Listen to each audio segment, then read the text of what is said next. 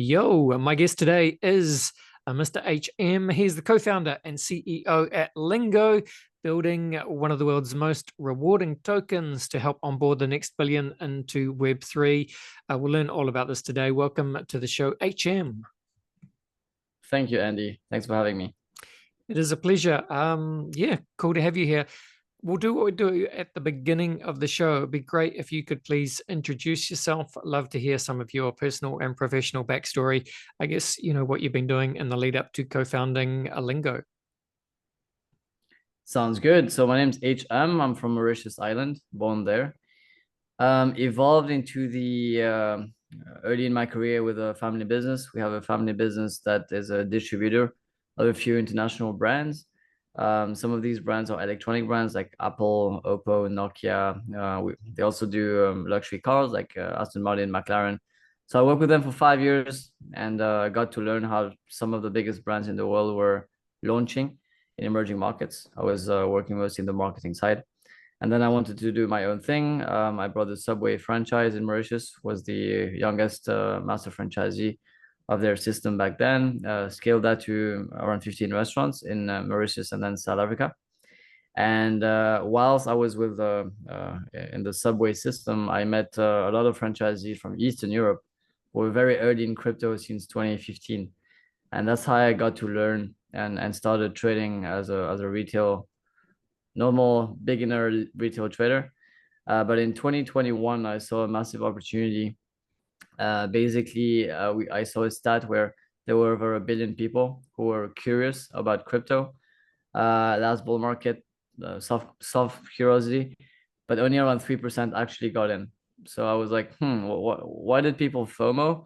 But then 97% end up not taking the step. So that was quite intriguing for me, and for me that was an opportunity to solve a real problem in that space. So I sold everything I had. I pitched the idea to my partner now, who evolved into the loyalty space. He created a company called John Paul, which ended up becoming the world leader in premium loyalty. It's a Paris-based startup. Sold that to Accor for $150 million, and we partnered for the same reason. Basically, we tried to figure out what stopped most people back then from entering that space, and it's we feel like even today it's still the same problems. So for us, we just took a first principles approach to identifying the biggest problems in mass adoption, and then we went all in to create Lingo. Very nice. And I think I can see you've done quite a lot of work on this already. So maybe just, paint the picture, tell us the story of kind of, I guess, where Lingo is at the moment, or or just stay with the kind of high level vision stuff at the moment. So what does it mean to create, I guess, a community reward token? So you talked about the problem that you're trying to solve. So and I kind of see some of this in your light paper, but you can explain it probably better than I can. So yeah, what are the problems that you're trying to solve? Who are you trying to solve it for? And yeah, what's the vision for Lingo? Sure. We found that most people launching tokens, at least back then, and a lot here now, is that we see a lot of projects trying to write narratives. So in 2021, it was the NFT wave, and then DeFi, and then it evolved in the move to earn movement. We never tried to do that. Basically, we were like, okay, for us, if we took a first principles approach into identifying the three main problems of mass adoption, and it was three things for us. The number one problem was that crypto is really too hard to understand for most people. It feels like you need a PhD in white paper analytics to understand what a project is. The second issue was the perception that it's fake internet paper money. It's not backed by anything tangible and of value. And the third and most importantly was the fact that there was no sustainable way to reward communities.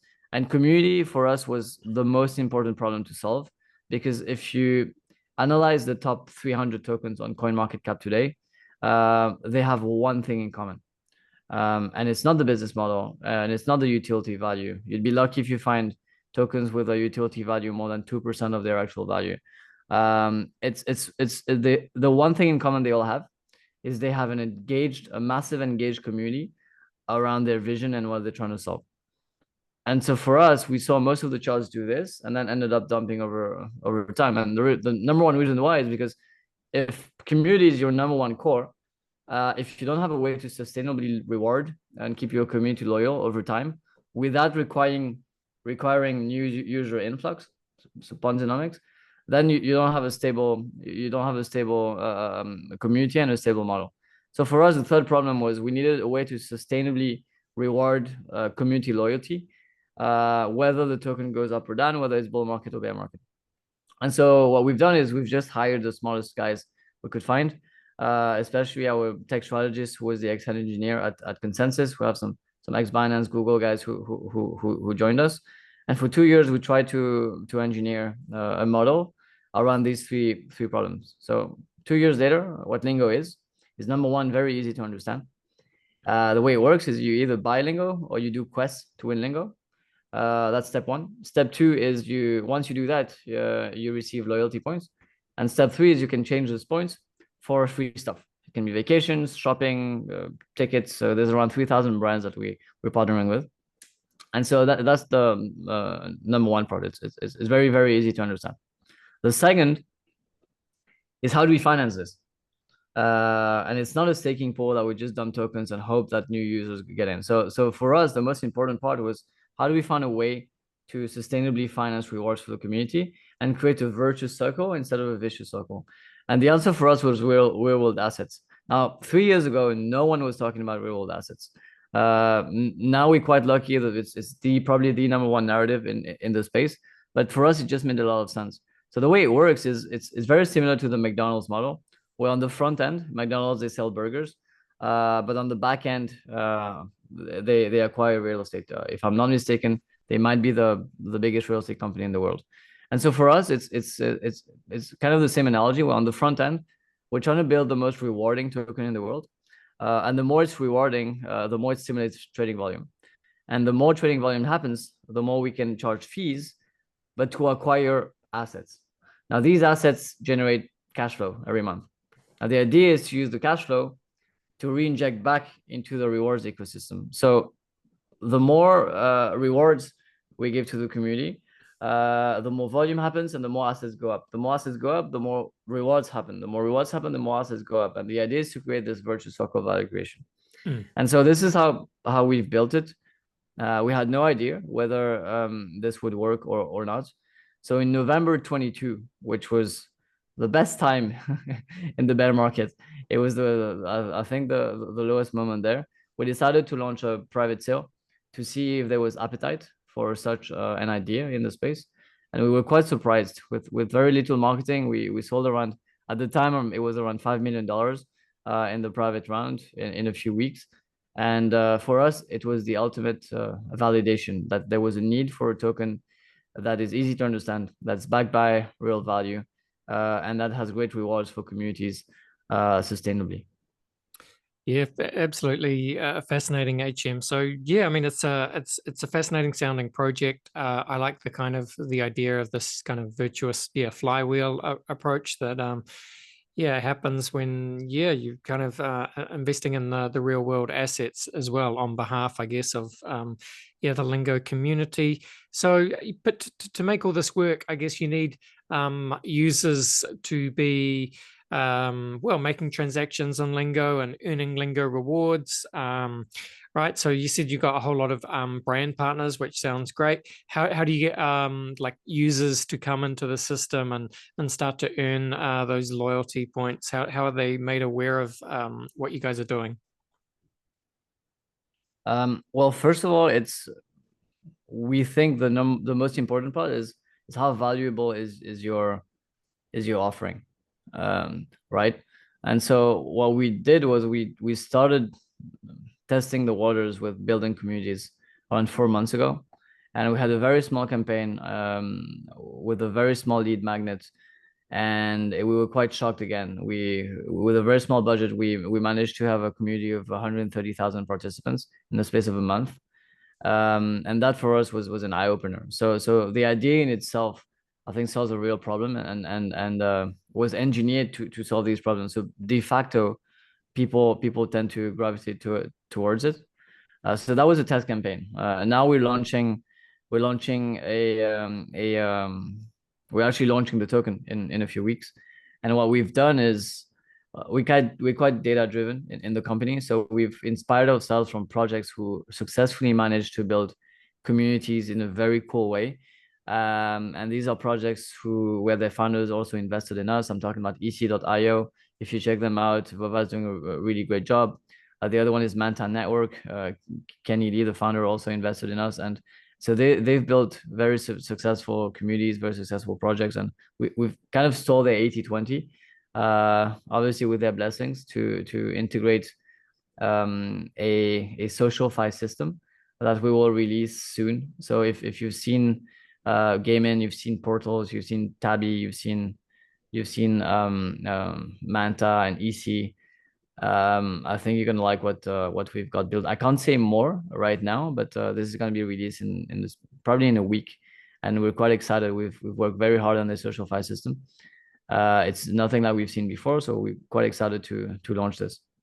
And just explain a bit more by what you mean by socialify and the kind of, it's a little bit social media, a little bit gamification, a little bit financialization, all of those things combined, right? Talk to us a little bit about what you mean.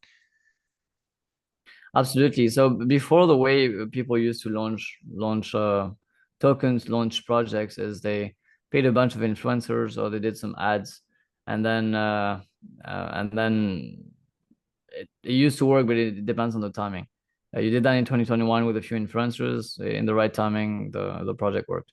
Now people are more sophisticated. They do more research, and for us, it was important to find ways where we actually gamifying the way communities are being built. And we've seen some projects in the last 6 to 9 months being quite successful at doing this. I'm talking mainly of the projects I mentioned.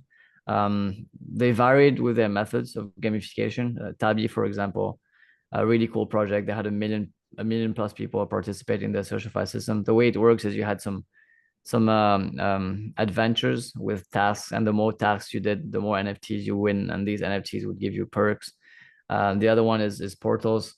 They went viral in December, where people were mentioning them on Twitter, and then they got points. So it's a gamified, fun way to build communities around what you're doing. Yeah, that's really well said. And I suppose, yeah, without giving away too much of what you guys are doing, it's quite well explained on your website, HM, and it's if I may say so, it's quite a slick looking website as well. There's a lot of information there. It's well presented. Some yeah, some good illustration, video, sound effects. Tell people a little bit about the website and yeah, what they can learn there. Sure, it's a presentation of what we're doing. Again, for us, it's very important to be easy to understand by most people. What we've realized was with our model, at least, and the private round that we've raised, we have around 120 investors who collectively manage over $3 billion. And the most interesting part was that more than half of our investors were TradFi traditional investors who typically invest in real estate or stocks and manage old boring companies. And these guys never buy crypto. Like for most of them, Lingo was their first crypto adventure. Obviously the other half was like pure either launch pads or alpha groups and guys who are deep in and understand the model. But for us, like we were quite we were positively surprised that we could attract normies, even though they were sophisticated investors in the real world. They knew nothing about crypto, and finally they understood a project that was easy to understand, and that was tangible. And so for us, it was important to build in our communication a brand that could speak to Web3 natives and also everybody else, because ultimately if you want to push this industry forward, well, this is the ultimate frontier. I heard Luca from Pudgy Penguins. So I think he tweeted something a few days ago, and I really liked what he said. And he said the ultimate frontier in crypto is consumer. It's consumer crypto. Like the ultimate narrative and the final frontier is consumer crypto, and I really believe in this. Yeah, look, I think that's that's a good point, and yeah, I kind of agree. So expand on that a little bit, because I suppose what you're saying is, if we think about, like the NFT wave of 2021, if you like, that brought in a big wave of new people coming into crypto ecosystem via NFTs, and some of those people stayed around, some of them got burnt, and a lot probably. Yeah, they haven't stayed around though. So we need some kind of use case or adoption cycle that is more relevant just to normal, everyday, as you say, consumers or normies, retail, whatever you want to call them. But for Web3 and crypto to really go to that next phase, mass adoption, yeah, it's got to be that kind of consumer tech, right, HM? Yeah, 100%. In the NFT space, for me, I remember three. I'm not an NFT expert, but I remember three projects that that stole the show. There was the Bored ABL Club. There was the CryptoPunks and Pudgy Penguins. And what I see now, 3 years later, is Pudgy in Walmart, Pudgy in a lot of retail stores, like normal people adopting it. For me, this is what we're trying to aim for in the token space. We haven't seen a token that established a mainstream brand before. There's no Nike of tokens. There's no Red Bull of tokens, and we haven't seen anyone build a brand that is mainstream yet. And that's what we are aspiring to create with Lingo. That's also why we've kind of inspired ourselves from the Nike model. We've partnered with a lot of brand ambassadors, some famous rugby players, football players, DJs, actors, singers who like what we're doing. We were very careful with that too, because in 2021 people abused this and did a lot of scams. So you'll never hear our celebrities or ambassadors trying to shill anything. The idea is to create a really cool brand that people can relate to around values that are core to the whole crypto culture: transparency, community, decentralization. And so that's what we're trying to aim for in terms of building a brand. I think that, well, actually, I heard this quote from Mark Cuban, and I really agree with this, who said that, like, the technology in itself is easy, right? In 2024, it's the tech is easy. There's been so many great builders in that space on infra, that it's if you want to create, you have an idea in that space and you want to build something, it's not rocket science. What is hard to do is, how do you get a lot of people to adopt your product in volume? And there's so few of these players in the market, and that's what we're trying to aspire for. Yeah, very well said again, HM. Very much agree. And interesting thoughts about how there hasn't been the Red Bull of tokens, or the Nike of tokens. And I think, funnily enough, the closest thing that we have at the moment are some of the big meme coins, right? Which you kind of, a meme is like a brand. It's just a little bit sillier, I suppose, and riskier. But if you think of something like Doge, Doge is an enduring meme or brand that's been around for, I think, 11 years now, and has kind of proven itself to have value, even though really it is nothing but a meme, of course, famously originally created as a joke coin. But I think Doge is like the 8th most valuable crypto by market cap at the moment. So it does prove the power of not just memes, but brands, right? And if you can see that meme coins in some way, they're kind of like a cross between crypto and NFTs and brands and memes and internet culture. And in some ways, it points the way forward for what people like you are doing. You've just got, obviously, more serious and intriguing reward layers and so on as well. But it takes some of those memes are brands that catch fire, and that's what excites people. 100%. Look, a brand at the end of the day is association, and meme coins, Dogecoin, for example, the association is emotions that people can relate to, right? It's fun.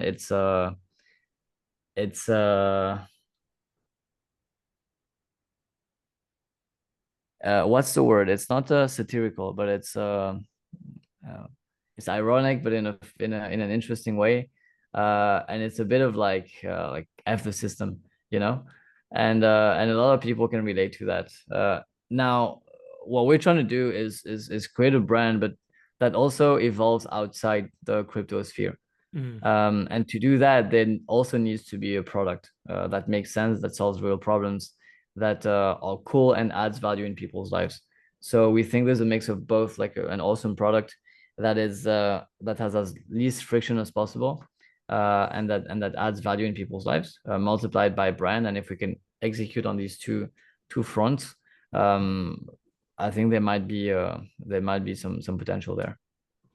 Very well said. All right, HM, as we finish up this part of the podcast, then, for people that want to know more about Lingo, they're intrigued by the vision that you've explained, just tell people again where they should go to start to look at Lingo and get involved. Cool. You guys can go to lingocoin.io, lingocoin.io, and there's many things there, or on Twitter, you'll find us on lingocoin with an S. Yes, indeed. And of course, our links, listeners, are in the show notes. But I think what we do now, HM, is we go to a very quick break, and then we'll come back, we'll finish off, we'll have some fun by running you through the very famous crypto conversation hot take round. Back in 1 second. And boom, we are back, and I'm with HM. He's co-founder and CEO at Lingo, building the world's most interesting, most rewarding token to onboard the next billion people into Web3. HM, I like to finish each podcast with a quick round of rapid fire crypto conversation hot takes. Are you up for it? Let's do it. Let's do it. Just going to run some questions at you. Just want kind of honest answers, hot take style. Question 1 for you. Where would you say that you sit on the Bitcoin maximalist to multi-chain opportunist spectrum? Are you talking to HM as the person, or HM as the co-founder and CEO of Lingo? I think just as the person. Probably 95% of my crypto holdings are in Bitcoin. There you go. That says it all. All right, HM, next question. What would you say is your firmest conviction crypto opinion? Crypto opinion. I think it's inevitable. Yeah. Because there's the leapfrog is already there. I mean, it's once you're in it, you just take one use case, payments, right? There's theory and then there's practice. Once you start paying people in crypto, you're never going back to banking. And don't trust my word for it. Try it once, and then you'll tell me. Yeah, very well said. All right. Bill Gates famously said that we tend to overestimate what we can accomplish in 2 years and underestimate what we can accomplish in 10. With that in mind, HM, Lingo, what does it look like in 10 years' time? That's funny, because the first day of signing the shareholder agreement, I told my partner, hey, like, I'm in it for at least 8 years. Because I believe that if you want to build anything worthwhile, you need to do one thing and one thing only, and spend at least 8 years doing this, whether it's a bull market, whether it's a bear market. And so for us, the ultimate success would look like our model flywheeling and proving that this model can also be inevitable. So what that would look like is every single year, there's hundreds of millions of dollars of assets being purchased for one purpose only, rewarding the community. And the more hopefully hundreds of thousands or millions of people are just getting free rewards in their day-to-day lives, the more this happens, the more assets are being purchased and the more people join the community to get even more free rewards. That would be the ultimate win. And it would be the first time in history, or at least in modern history, where you'd have a model that keeps acquiring assets without needing to raise capital, therefore being able to re-inject everything back for community rewards. This never existed before. I'm not saying this will work. In theory, it should, thanks to this technology, but let's find out. Very well said. All right. Well, William Gibson famously said that the future is already here. It's just not evenly distributed. Can you think of an example of the future being here right now, but most people aren't aware of it?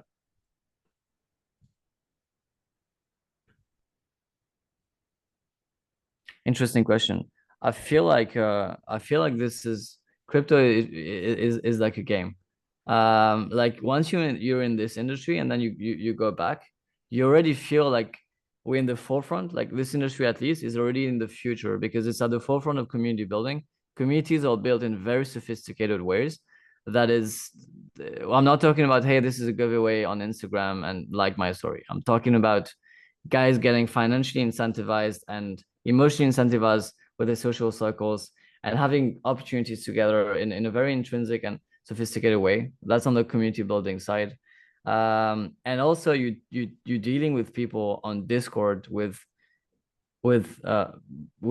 game names, right? With you're dealing with Ready Player X 2.3, sending you thousands of dollars on an image that gives you utility in another world. It feels like a game, but it's real life. This is what's crazy about it. Yeah, that's very well said. And it brings us really nicely to the final question, which is, what is your favorite science fiction book, film, or TV show? Oh, there's many of them. I would probably say Star Wars. Star Wars is always a great answer, a classic answer, an answer for the ages. But yeah, let's go Star Wars. I like it. 1 to 6, 1 to 6 though. Yeah. Nothing after. Yeah, very nice. All right. Hey, thank you so much for coming on the show, HM. Great to chat to you today. Great to spend some time with you. Just to close it out, again, just tell people, where you like to hang out online, X or LinkedIn or wherever people can find you. And again, where people should go for all things Lingo. All things Lingo, DJ and HM, you'll find us on Lingo on Twitter. Otherwise, if you want the more corporate side of me, it's LinkedIn. Awesome. Hey, this was great. Thank you so much, HM. All the best and bye for now. Sure. Well, I appreciate your time, Andy. Have a good one. All right, there you go. Yeah, that was HM from Lingo. Yeah, Lingo looks fascinating actually. So man, big, huge, ambitious project. So it'd be fascinating to see how that rolls out over the years ahead. Good luck to HM and the team. Thanks for coming on the show, and thank you for listening or watching. But that's the end of the show. This was the Crypto Conversation for Brave New Coin. See ya.